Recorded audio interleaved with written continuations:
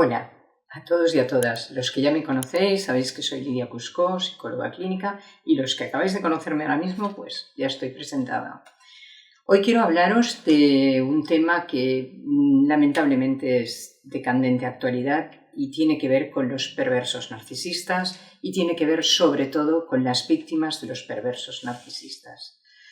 Imagino que habrá gente que escuchará, verá este vídeo y que se sentirá identificado o identificada porque han pasado por este tipo de situaciones y se les ha cruzado en su vida un perverso o una perversa narcisista.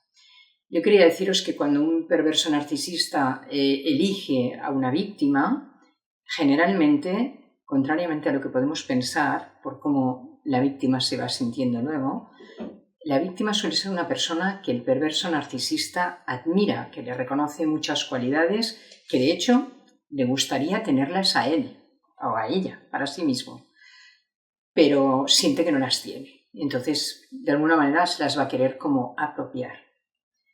Cuando ya tiene la víctima elegida, se ponen en marcha todos los mecanismos típicos del funcionamiento perverso narcisista.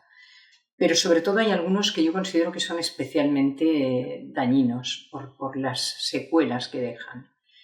Y uno de ellos es, por ejemplo, el hecho de que el perverso va a hacer toda una campaña de acusaciones, de difamaciones, de injurias. Es decir, el perverso, con sus mecanismos de proyección, que os comento muy brevemente, que eso significa que las cosas que él siente, piensa o hace, de repente las va a volcar hacia afuera y se las va a atribuir a la víctima. Y va a decir que es la víctima la que hace, siente o piensa lo que en realidad es propio de él.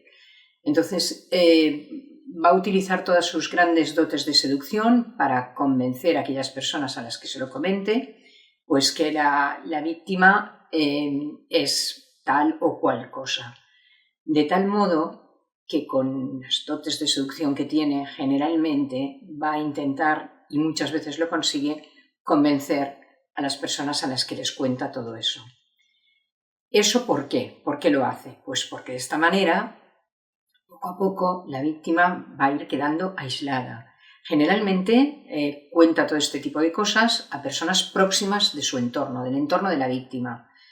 Y va a intentar realmente, como os decía, convencerles para que esas personas a la víctima empiecen o a ignorarla, o a darla de lado, o a no otorgarle ninguna credibilidad, aunque después la víctima intente contar cómo es la realidad.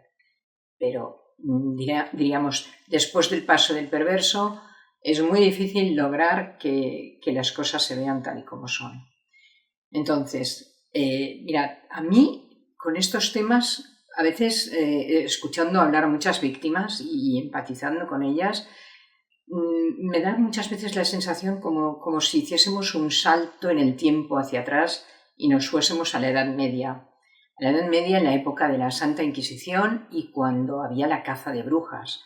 En la caza de brujas lo que ocurría era algo muy similar a lo que le ocurre a la víctima de un perverso narcisista. Es decir, eran personas, generalmente mujeres en aquel momento, que de repente pues alguien las acusaba de algo que era falso, pero que era muy difícil de demostrar que eso fuese un argumento falso.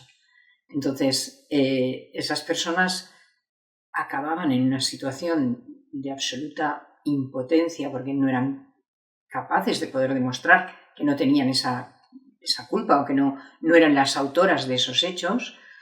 Además, todo el mundo les daba de lado y al final, en ese caso, las acababan quemando en la hoguera. Bueno, volviendo al presente, no se quema a nadie en una hoguera, al menos en el mundo que conocemos, pero que conocemos de manera más próxima, pero simbólicamente es equivalente lo que se hace con la víctima de un...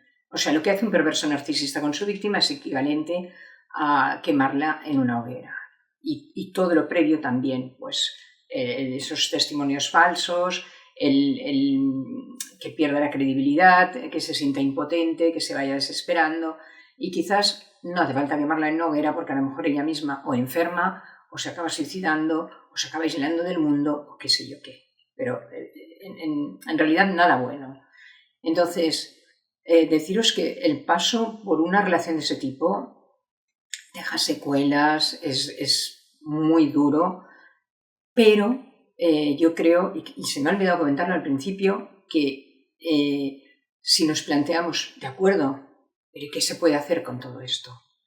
Pues no es fácil, no es sencillo, diríamos mejor, pero se pueden hacer cosas, porque después del paso por la relación con un perverso narcisista, hace falta ser capaces de querernos un poco, de recordar quiénes éramos antes de esa relación con un perverso narcisista, de recordar los valores que teníamos o las cualidades que teníamos y de volver a hacer acopio de fuerzas y volver a poner todo eso en marcha. Sobre todo sabiendo que un perverso narcisista, 1 o 50, da igual, no son el centro de nuestra vida, no son las únicas personas que existen en el mundo y que todas esas personas que les han creído a pies juntillas, que no han cuestionado nada de lo que el perverso les ha dicho, tampoco son tan imprescindibles en la vida de nadie.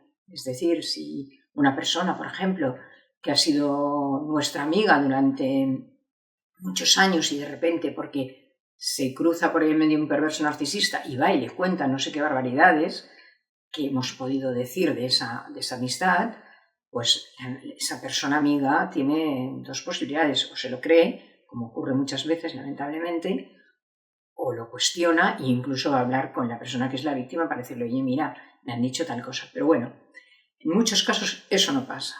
Las víctimas quedan muy aisladas de todo su entorno. En ese caso, ya digo, lo único es hacer acopio de fuerzas, de energía y de, como yo digo, de mirar por encima del hombro y mirar más allá y ver que el mundo es muy amplio, la vida tiene cosas maravillosas a pesar de los momentos de enorme sufrimiento y no hay que quedar atados o vinculados a un perverso narcisista y al tipo de relación al que nos ha sometido. No. Hay que dejar eso a un lado pensando que eso no es el centro de nuestra vida, que el centro de nuestra vida somos nosotros mismos y que recuperando el valor que tienen lo que somos, nuestra esencia, con nuestras cualidades y también con nuestros defectos, claro que sí, podemos seguir adelante dejando totalmente de lado ese personaje, a mí me gusta llamarles personajes más que personas, y todos sus acólitos, diríamos, todos los que pues, se han creído todos esos discursos absolutamente perversos. Así es que no desfallezcáis, no os desaniméis, incluso pasándolo muy mal, sufriendo horrores, se puede sobrevivir a la relación con un perverso narcisista. Si os ha gustado el contenido de todo esto, podéis pasárselo a quien creáis que le puede ser útil y también, si queréis, podéis suscribiros en mi canal y veréis que irán apareciendo otros vídeos, no siempre con esta temática, con temáticas diversas. Gracias por vuestra atención y hasta la próxima.